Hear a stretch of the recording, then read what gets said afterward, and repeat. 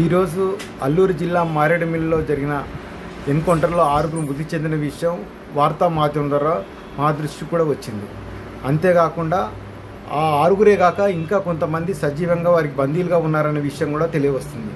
ఏదైనప్పటికీ గత 22 నెలలుగా జరుగుతున్నటువంటి ఆపరేషన్ కగార్ అనేది ఒక హత్యాకాండే తప్ప ఎన్కౌంటర్ కాదు.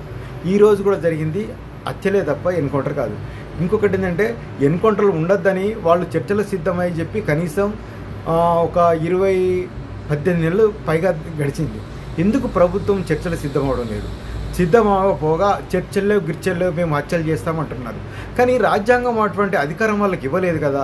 ఎందుకు కార్పొరేట్ల కోసం అక్కడ ఉన్న లక్షలాది కోట్లాది విలువైన కనీసంపదను కార్పొరేట్లకు అందించడం కోసం ఒక ఆదివాసులను ఉద్యమకారులను నిర్మూలిస్తాం హత్య చేస్తామని అంత బహిరంగంగా పలు దఫాలుగా ప్రకటించే స్థితికి ఎందుకు పాలకులు వెళ్తున్నారు? దీన్ని మనం అందరం ఆలోచించాలి.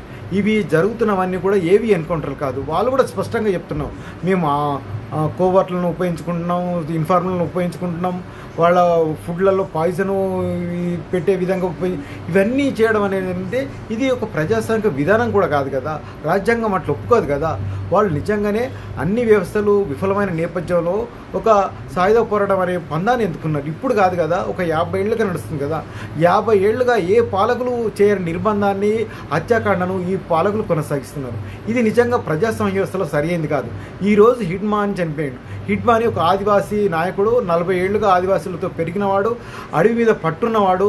అతన్ని మొన్నటి వరకు పేపర్లు మీడియా అతను చాలా గొప్ప వ్యక్తి, అతను దొరకడం కష్టం అన్నారు. కానీ అతను కూడా పట్టుకోగలిగిందంటే మీరు ఎన్ని మెథడ్స్ ఎన్ని సాంకేతికతను వాడుతున్నారో ప్రభుత్వం అర్థం చేసుకోవచ్చు. ప్రభుత్వం వాళ్ళకన్నా ఒక 100 అడుగుల ముందుంది కాబట్టి ఆ ఉద్యమంలో ఎవరు పెద్ద నాయకులు ఉన్నారో వాళ్ళందరినీ కూడా చుట్టుముట్టి హత్య చేసి టార్గెట్ కిల్లింగ్ అనేది జరుగుతుంది. కాబట్టి రేపు పొద్దున మావోయిస్టు ఉద్యమాన్ని ఇటువంటి అణచివేత పేరుతోటి స్తబ్దతకు గురి చేయవచ్చు. అది దాన్ని ఎందుకంటే ఇంత పెద్ద నాయకులనే చంపేస్తున్నప్పుడు వాళ్ళ శక్తి ముందు వాళ్ళ ప్రభుత్వం శక్తి ముందు వాళ్ళ శక్తి సరిపోకపోవచ్చు.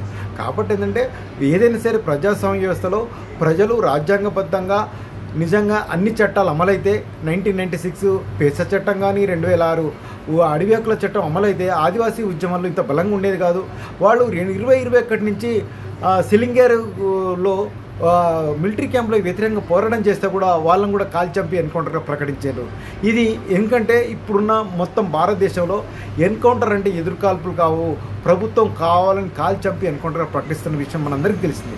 కాబట్టి ఇప్పటికైనా సరే ప్రభుత్వాలు రాజ్యాంగబద్ధంగా పాలన చేయాలని, అందరి జీవించే హక్కును కాపాడాలని పౌరకుల సంఘంగా డిమాండ్ చేస్తున్నాం.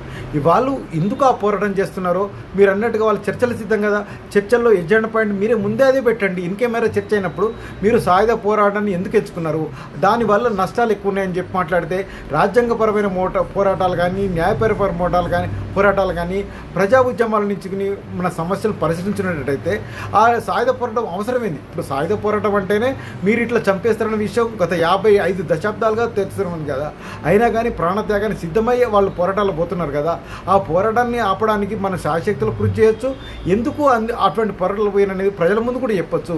ఆ వైపుగా చర్చల వైపు మీరు ఎందుకు కొనసాగడం లేదు? కొనసాగపోగా ఇటువంటి హత్యాకాండం చేస్తూ ఎన్కౌంటర్గా ప్రకటిస్తున్నారు. ఇది సరైన విధానం కాదు. ఈరోజు జరిగిన మారేడుమిల్లి ఎన్కౌంటర్ కూడా హిడ్మా మరణం కూడా ఇది ఎన్కౌంటర్గా మేము భావించడం లేదు. ఖచ్చితంగా మీరు ఏదో ఒక ఇన్ఫర్మేషన్ ద్వారా వాళ్ళని పట్టుకున్నారు, బందీలుగా చేసుకున్నారు, ఈ 6 చంపేసారు, ఇంకా కొంతమంది బందీలుగా ఉన్నారని బయటకు అంటున్నారు. ఏదేమైనప్పటికీ మీ దగ్గర బందీలుగా ఉన్న వాళ్ళ జీవించే హక్కును రక్షించడం కోసం వాళ్ళని కోర్టులో హాజరుపరచాలని, ఈ ఎన్కౌంటర్ హత్యాకాండాలు ఆపాలని, ఆపరేషన్ కగార్ ఆపేయాలని చెప్పి పౌరకుల సంఘంగా డిమాండ్ చేస్తున్నాం. Local to global news at your finger tips. మీ చేతిలో ఒక ఆయుధం. Download R TV app. Media legend Ravi Prakash is back.